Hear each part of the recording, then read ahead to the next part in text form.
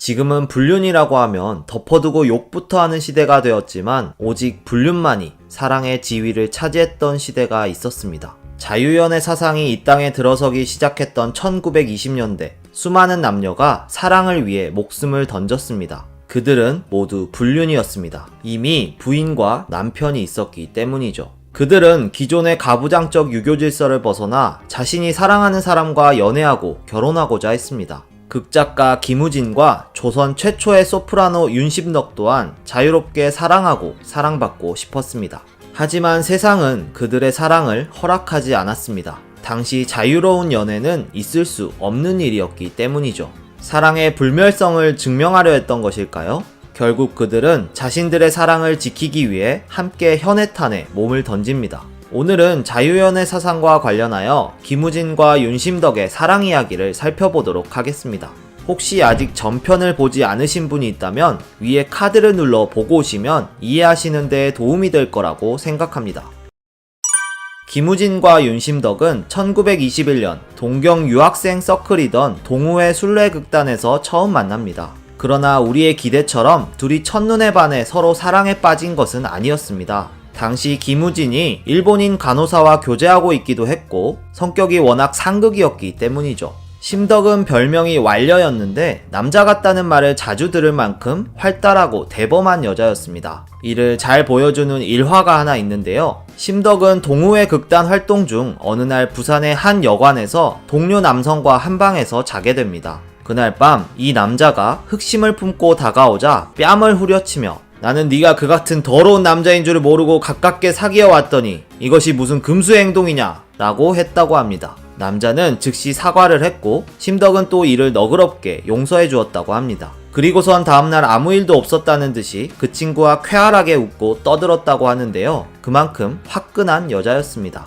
반면 김우진은 신중하고 차분한 성격이었는데 그래서 처음에는 서로 잘 맞지 않았습니다. 우진은 목포 대지주 김성규의 장남으로 원래 집에서는 농업을 공부하기 바랐지만 문학을 사랑하여 와세다대 영문과로 진학해 극단 활동을 했습니다. 둘은 이때 만나 순례극단 활동으로 2달여 동안 동고동락하면서 가까운 사이가 되었습니다. 조선 각지를 돌며 강연과 문화 활동을 했는데 그 과정에서 외롭고 상처받은 이 두 영혼은 서로의 문학과 예술 그리고 민족에 대한 애정을 확인하게 됩니다. 이때까지만 해도 연인 관계는 아니었는데요. 동우회 활동을 마치고 심덕이 우진의 하숙집을 찾아와 적극적인 구애를 하기 시작하면서 연인으로 발전했습니다.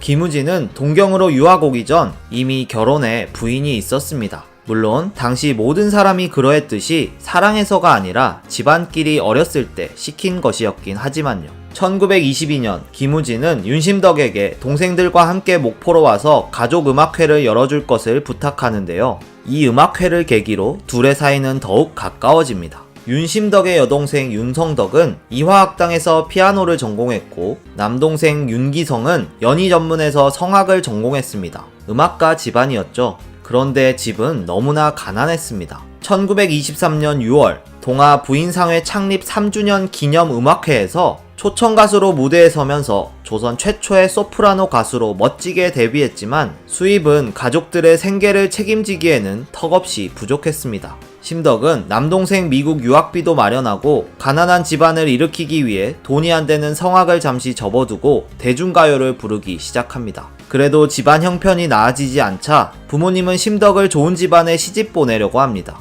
결국 부모님의 강요로 재력도 있고 집안도 좋은 함경남도 출신의 김홍기와 약혼하게 됩니다. 심덕은 우진에게 이를 알리고 우진의 마음을 확인하고자 했습니다.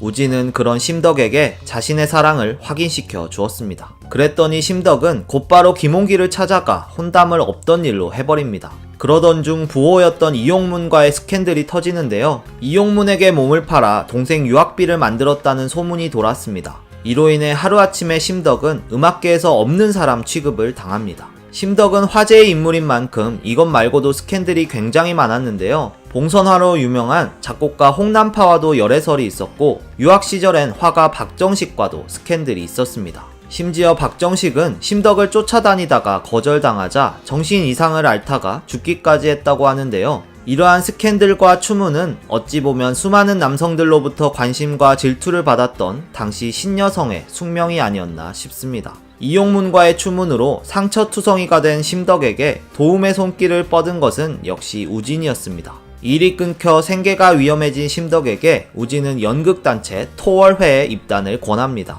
당시 여배우는 기생과 마찬가지 취급을 받았기에 어머니가 극구 말렸지만 가출까지 하면서 입단하게 됩니다. 동도라는 연극의 여주인공 연시를 맡아 공연을 했지만 크게 두각을 드러내지 못했습니다. 아니, 더 정확하게는 실패했다고 봐야겠습니다. 딱딱한 연기, 서투른 말씨, 조그만 무대에 어울리지 않는 큰 키 때문에 심덕은 혹평을 받고 흥행도 실패합니다. 이후 전공을 살려 오페라도 도전했지만 이것도 쉽지만은 않았습니다. 심덕은 세상의 비난과 혹평으로 인해 만신창이가 되었고 김우진과의 사랑도 이루어질 수 없게만 느껴져 절망하고 있었습니다. 우진은 당시 아버지의 강요로 상성 한명회사 사장으로 있었는데요. 그러면서도 지필 활동을 이어갔습니다. 우진의 작품은 문단에서 높이 평가받았는데요. 특히 비평에서 두각을 드러냈습니다. 그러나 우진의 그런 문학 활동은 아버지와의 갈등을 증폭시킬 뿐이었습니다. 그리고 심덕과의 관계를 알게 되면서 김우진을 더욱 옥죄었는데요.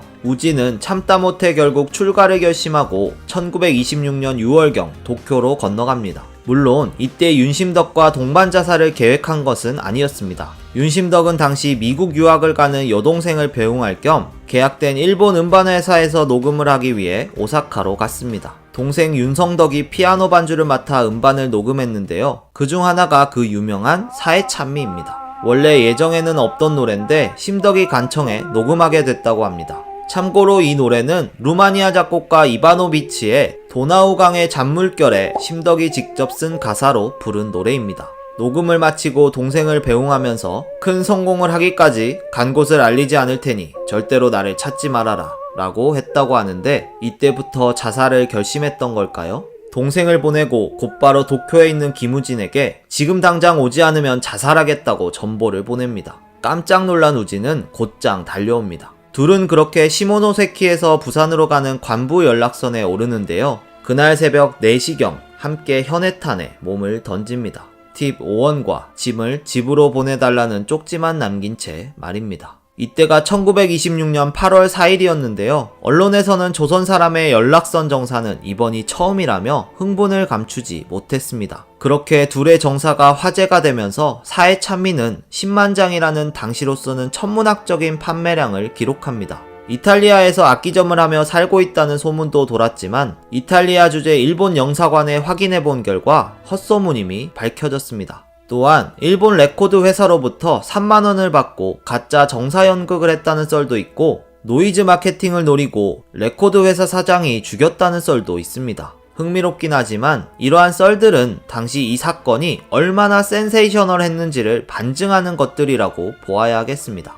자신들의 사랑을 허락하지 않는 세상에 대한 원망과 분노 때문이었을까요? 아니면 정말 자신들의 사랑을 영혼 속에 담기 위한 낭만적 선택이었을까요? 그들의 속내는 알 수 없지만 이것만은 확실한 것 같습니다. 그것이 그들의 사랑을 지키기 위한 결단이었다는 것 말입니다. 그리고 그것은 꽤 성공한 것처럼 보입니다. 그들의 바람처럼 그들의 사랑은 가장 아름다울 때, 가장 절정일 때로 기억되고 있으니까요. 그리고 100년 뒤, 200년 뒤에도 지금처럼 회자될 것이기에 영원성을 확보했다고도 볼 수 있겠죠. 그렇게 그들의 결단은 그들의 사랑을 아름답고 예쁘게 그리고 영원하게 만들었습니다. 지금 보면 너무나 무모해 보이지만 두 사람의 결단은 지금 우리 시대에 많은 것을 시사하는 것 같습니다. 이런저런 이유로 너무나 쉽게 포기하고 타협해버리는 우리 시대의 사랑, 그리고 결혼은 현실이라며 사랑이 밥 먹여주냐며 너무나 쉽게 현실적 조건을 따라가는 우리들을 만약 이 두 사람이 다시 살아나서 보게 된다면 무슨 말을 했을까요? 100년이나 지났는데도 변한 게 없냐며 놀라지 않을까요? 그래서 자유연애 사상은 여전히 진행 중인 혁명이지 않나 생각해봅니다. 오늘의 국어 이야기는 여기까지입니다. 오늘 영상은 유민영의 비운의 선구자 윤심덕과 김우진을 참고해서 만들었습니다. 내일의 국어 이야기는 춘원 이광수와 우리나라 최초의 여의사 허영숙의 사랑 이야기입니다. 내용이 재밌고 도움이 되셨다면 구독과 좋아요 부탁드립니다. 시청해주셔서 감사합니다.